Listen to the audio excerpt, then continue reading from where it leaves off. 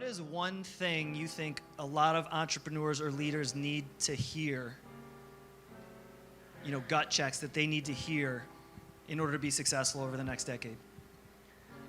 That if you're looking for outside validation based on your net worth, your blue check mark, or how many followers you have, you're ultimately vulnerable for the game that we're actually playing, which is, do you enjoy your life?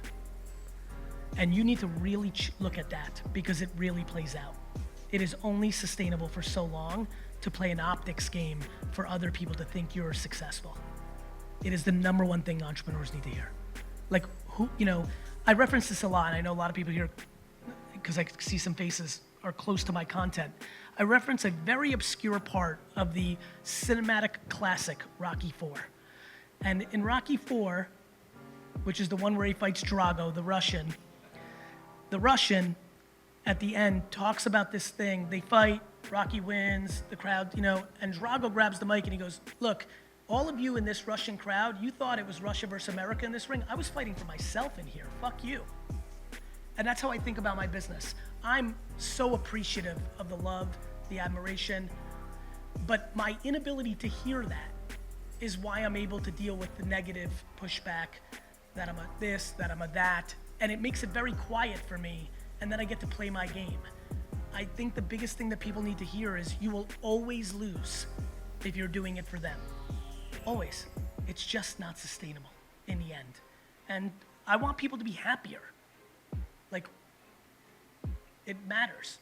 Like, your quality of mental happiness matters. And I think people think money closes the gap on it. And I actually think, much like social media, it exposes it. I think if you're unhappy, money will expose it, make it more unhappy. It will not close the gap. And so doing it for yourself, which is so awesome. I assume a lot of you in this room and on video probably know the thing I know, which is, holy crap, business is my favorite hobby. Like, I would much rather do a business meeting than golf. It's not even close. I would much rather have a business problem that I have to solve than go skiing or take a trip to a vineyard. I just enjoy it. Literally the only thing in my life that gives me the same kind of feeling is not even going to a Jets game, because that is actually escapism. That is my church. That caring so much about something that in theory you shouldn't care about actually helps everything work for me. It's actually garage sailing. This is real. This is how I know I'm in a very sick place of loving my thing. The only thing in the world that gets my chemicals going the same way every day does running businesses is waking up at 6 o'clock on a Saturday with a 33, garage sale, town-wide garage sale. And it's still just business. It's finding something for 40 cents that I know is $8, or something that's $8. And so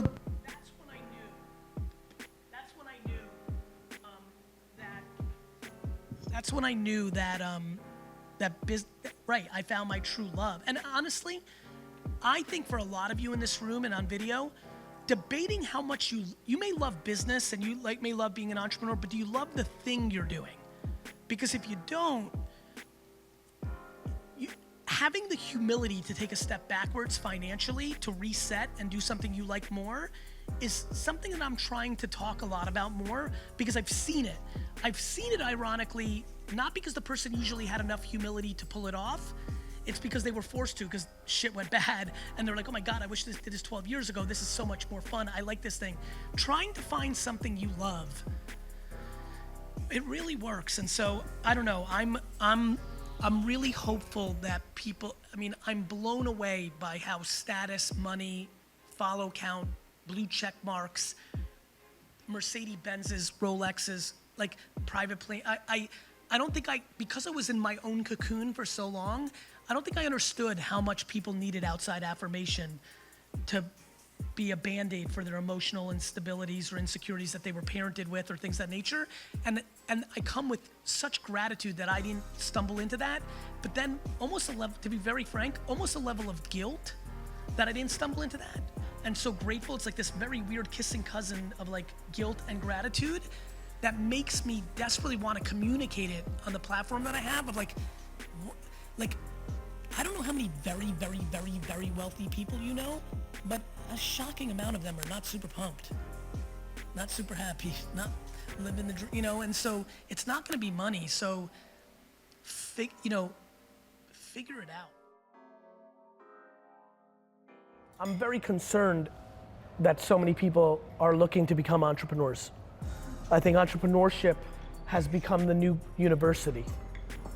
And I think this may sound very weird because entrepreneurship is my great love and has been so good to me, but I want for you what happened to me, which was in the face of entrepreneurship not being cool and school being the only way out, I was lucky enough to have a mother and lucky enough to have DNA that had conviction for me to go against the grain. First, for everybody here, you have to, hopefully because of this talk, have to go home and really ask yourself, do you have the stomach for entrepreneurship?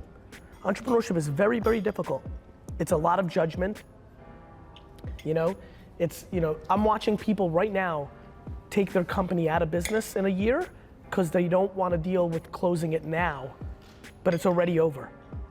They worry about judgment. They're not willing to go backwards. They're not willing to sell their fancy office and start back at a zero place. They'd rather go out of business because of judgment. So first, you have to challenge yourself. Are you truly a number one? Because I see a lot of kids right now who are actually incredible and have so much talent, but really their makeup is more to be a number 3 or number 6 or number 2. Because number 1 is always, always, always on. You're not an entrepreneur, you're a firefighter. You're always ready for the alarm to go off. And it's very, very daunting if it's not your natural DNA. As far as personal brand, I think that the great secret to personal brand is speaking your truth. I think the biggest mistake I see today is everybody's trying to figure out what's working. I see a lot of people who are very conservative try to be bombastic on video because I'm bombastic on video.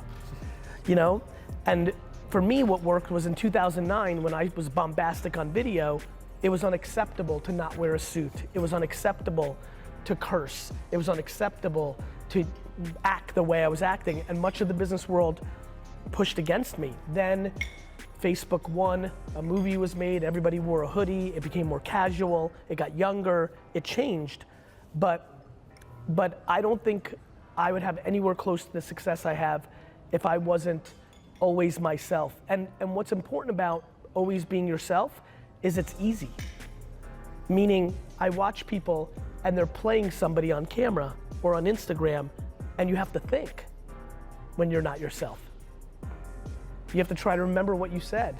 You have to live life in a different way, And so, 100% you, even though it might not seem that that's the right thing to do. 2, producing content at contextual scale. You have to be everywhere to the best of your ability. Everybody always says, easy for you now, Gary. You have D-Rock, you have a team. I'm like, yes, but from 2006 to 2014, I did not. I did everything myself. It took time, and so patience. Most people give up because they have 49 followers and they're like, It took me I did Wine Library TV for 2-3 years before it even got going. Every day, 5 days a week. So that's what stands out for me. Do you think entrepreneurship is something which can be taught? I think entrepreneurship can be taught, but I think entrepreneurship can be taught the way basketball and football can be taught. It's a talent. So for me, it was a talent, and I practiced since I was 5, and at 44, I can really do it. I can start practicing and being taught how to sing tomorrow. My intuition is that I'm not gonna become Beyonce. So I do think it can be taught, but I think the upside is predicated a little bit on talent. And so that's why I speak a lot about entrepreneurship that is building businesses that are not $1 billion.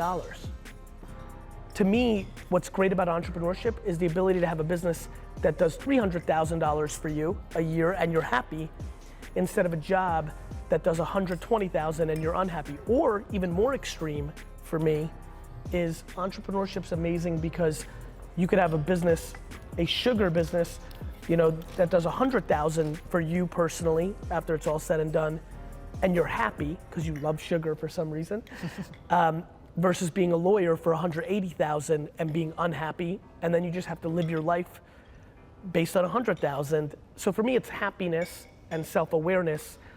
That's why entrepreneurship's so interesting. The problem is, right now, when people hear entrepreneurship, they hear build $1 billion company. So we're not talking about entrepreneurship in a practical way, we're talking it in a Hollywood way. I think the great thing about entrepreneurship is it's the most likely way for one to be happy if they're self-aware and live within their means. I'm gonna throw a weird one, which is also not fun to say, but could lead to so much more happiness. I believe there's a lot of people watching or in this room right now that shouldn't be number ones. That are like in between a 1 and a 2, and like don't have the stomach or like the leadership to really be a true number 1 entrepreneur. I know that's a weird thing to say, and I don't say it as a negative. I just see so many people that are playing a number 2 role, making way more money and loving life so much more after they stop trying to be a number 1 for the optics of it or the ideology of it. So that's very much on my mind as well.